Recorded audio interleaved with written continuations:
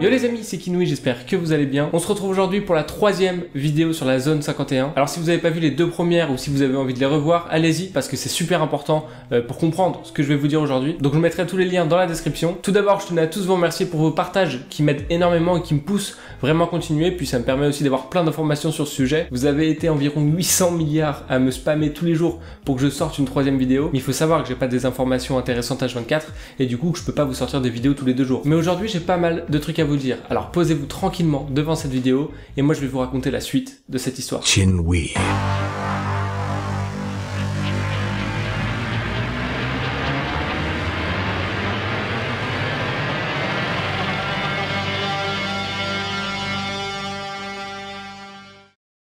Alors la dernière fois que je vous ai parlé, j'étais à Pattaya en Thaïlande et je m'étais filmé dans ma chambre d'hôtel. Depuis que j'ai publié la vidéo, j'ai reçu pas mal de commentaires de personnes qui disaient que c'était filmé sur fond vert et que j'étais pas réellement dans un hôtel en Thaïlande. Alors voici un snap que j'ai envoyé à un pote à moi quand j'étais en Thaïlande pour vous prouver que c'était bien ma chambre d'hôtel.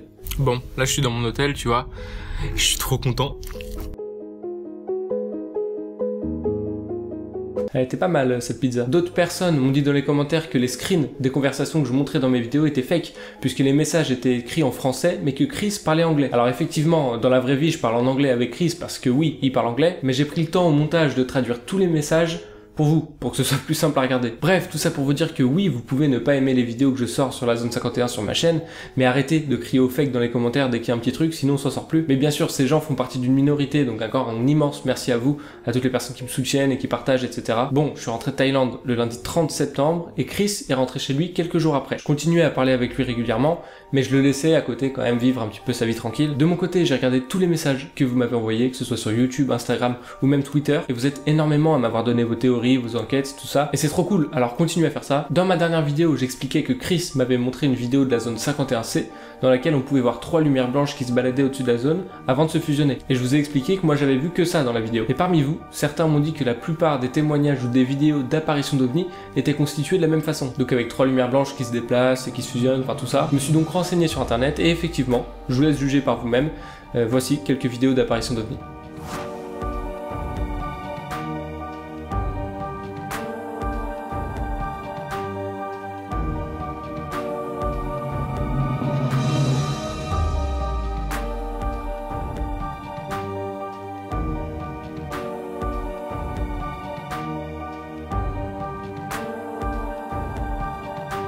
Alors moi je m'y connais pas trop en apparition d'OVNI, par contre il y a un ancien gendarme du GEPAN qui m'a contacté. Alors le GEPAN c'est le groupe d'études et d'informations sur les phénomènes aérospatiaux non identifiés. Voilà, c'est écrit sur mon téléphone. J'ai pas mal discuté avec ce gendarme et je lui ai proposé de faire une interview, bien sûr en lui expliquant qu'il serait flouté, etc. Et il a accepté. Et donc voici tout de suite l'interview de l'ancien gendarme du GEPAN.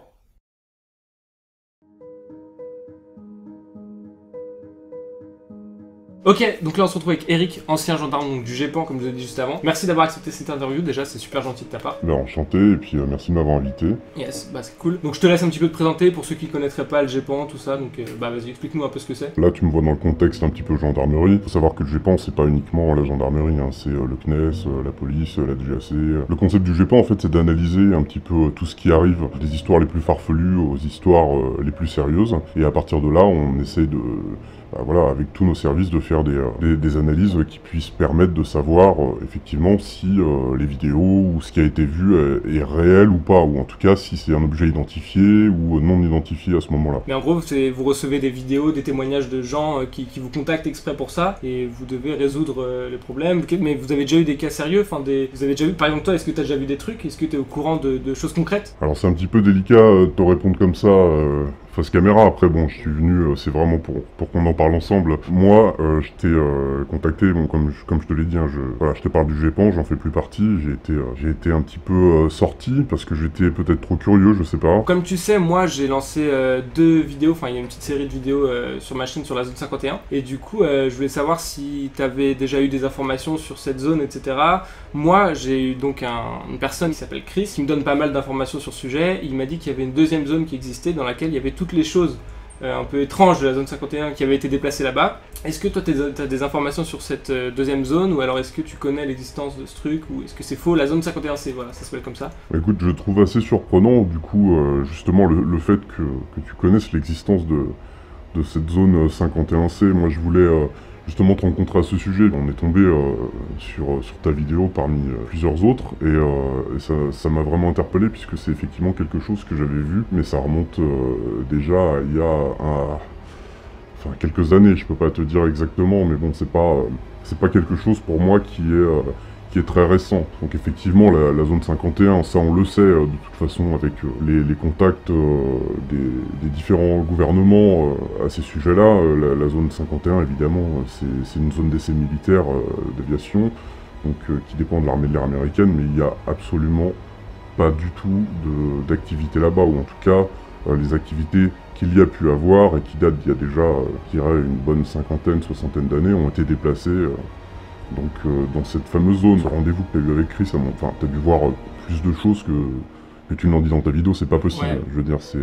déjà, il faut savoir si... Moi, je montre sur YouTube que ce que Chris déjà a accepté de me laisser diffuser sur ma chaîne. Donc oui, il y a plein de trucs que j'ai pas dit dans mes vidéos. Après, moi, j'en connais pas plus que ça. Enfin, tu vois un petit peu... Les grosses informations que j'ai pu diffuser, c'est qu'il y a une deuxième zone qui s'appelle la zone 51C. Ce que les gens se demandent encore sur Internet, c'est...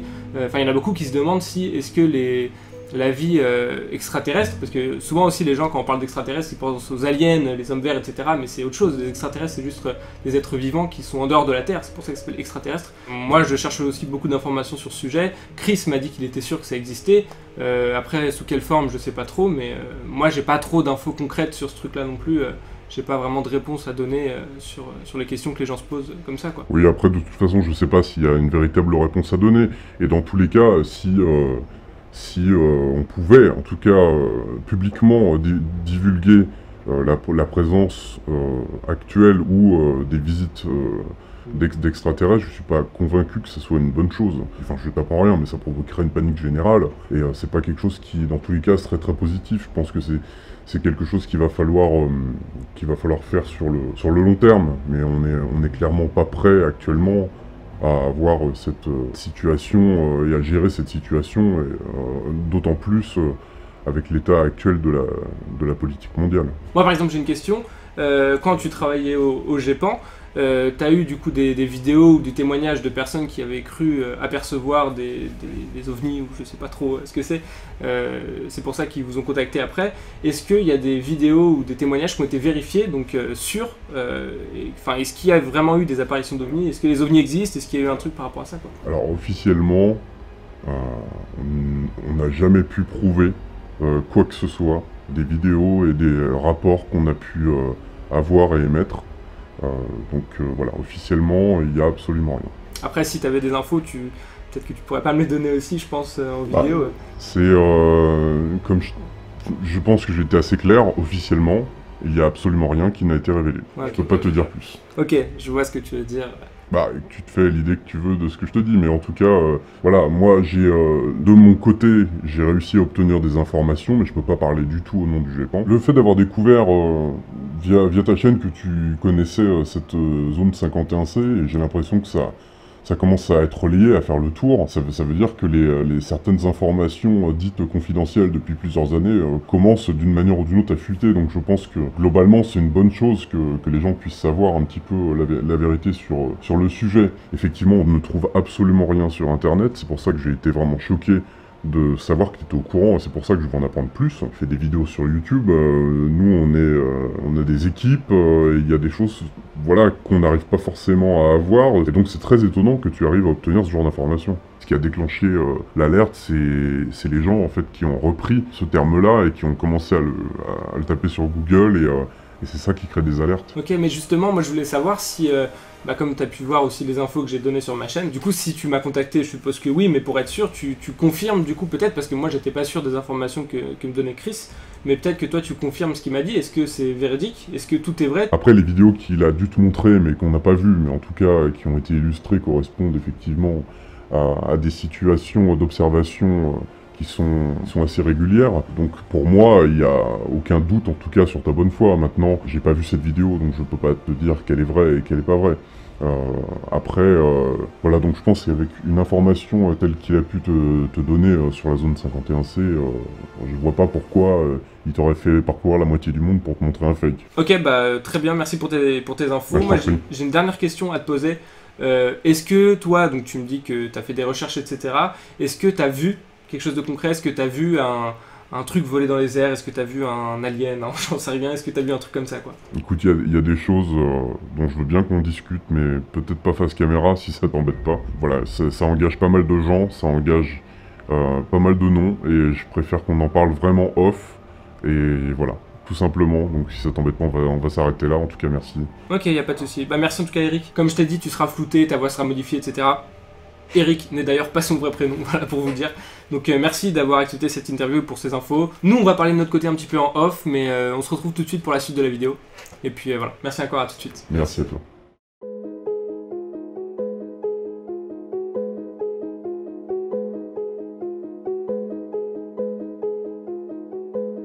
Bon, comme vous avez pu le voir, le gendarme a l'air de croire en la zone 51C et est persuadé que la zone 51 n'est plus qu'un leurre qui permet de détourner l'attention des curieux. J'ai donc expliqué tout ça à Chris et il m'a répondu justement, à ce propos, j'ai un truc à te montrer. Et il m'a envoyé cette photo.